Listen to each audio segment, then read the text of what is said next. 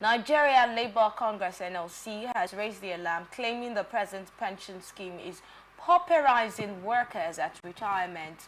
According to NLC, retirement under the present scheme may have become a death sentence for many retirees, and this has many consequences for behavior of workers in active service.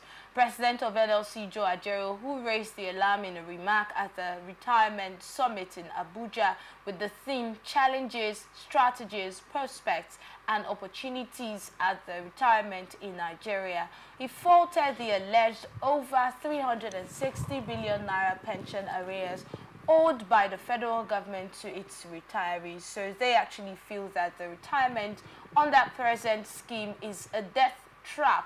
If you read further with this story, you find out that it was also stated, yes, where I stated that the federal government's own, but it was also stated that the naira is changing.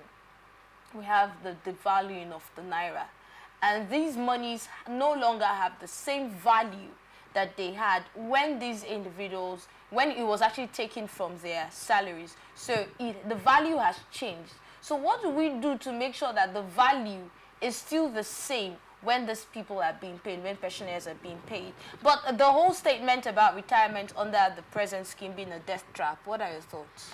Well, the retirees, those who are on pension suffer when the naira is devalued because, what contributes to the increase in the salaries of the average worker are the allowances and other pecuniary benefits attached to that office.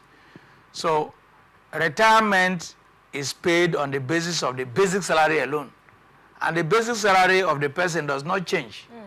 And that is why the moment there's inflation, the moment the naira, the currency is devalued, pensioners will suffer.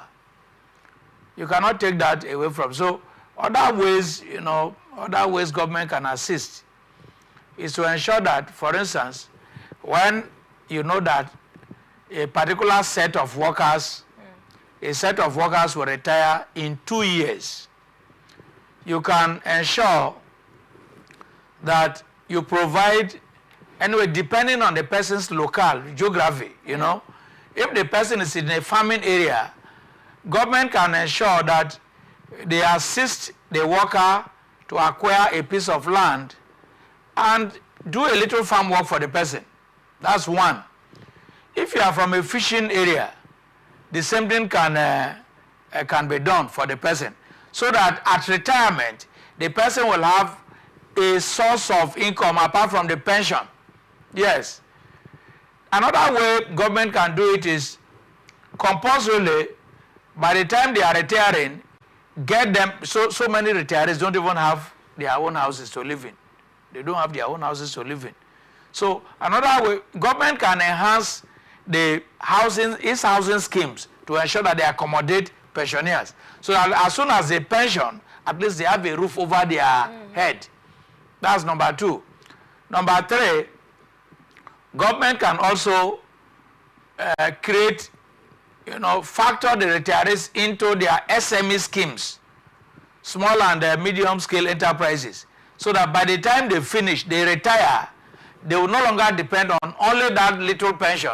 Pension money does not increase. That is alongside the pension. Yes, they will not depend on only the pension, because the pension money is small and it's static.